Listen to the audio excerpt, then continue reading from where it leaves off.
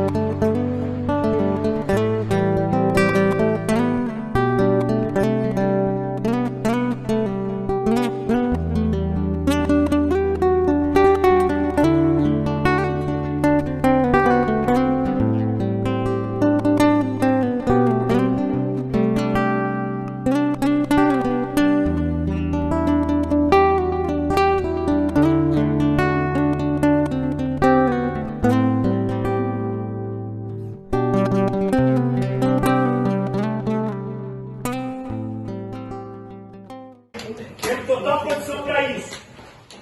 Cada um fazendo o seu melhor. Também, rapaziada. Cobrando um do outro, falando, orientando, vibrante dentro de campo. É o trabalho do ano inteiro que a gente fez, não só desse ano, mas de outros anos que todo mundo aqui passou. Chegou a nossa hora, não pode ser menos do que foi o jogo contra o Vasco, nem o Maxwell disse. Tem que ser mais, nem que for 45, 60 minutos, cada um se doa ao máximo. Hoje é o nosso dia, é o nosso momento de entrar no G4 e não sair mais. Vamos com Deus, bora! Bora! Vamos!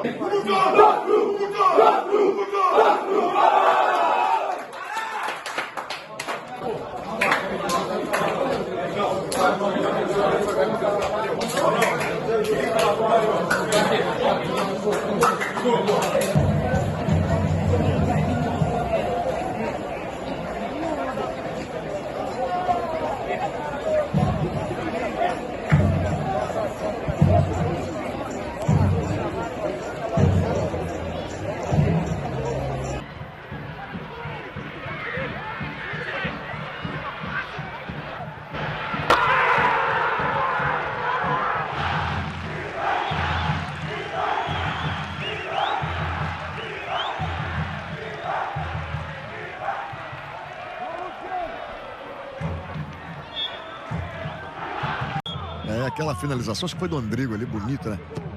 Que o Jorge me fez a defesa em 2 tempos. Olha aí o Lucão do break, escorando de cabeça.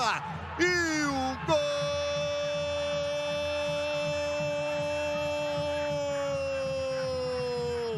do Guarani, o Bugre. Faz teu nome, Lucão do break. Vamos ver de novo no replay. Ela subiu mais que todo mundo. E de cabeça empata para o Guarani. O Jorge me virou um passageiro da agonia. Ela sobrou para o Thiago Real. Aí o Bruno Silva bota a bola em jogo de novo lá pela direita. O cruzamento rasteiro. Gol! Opa, opa, opa! Novamente o lance, ó. O cruzamento rasteiro, o Lucão do break foi quem?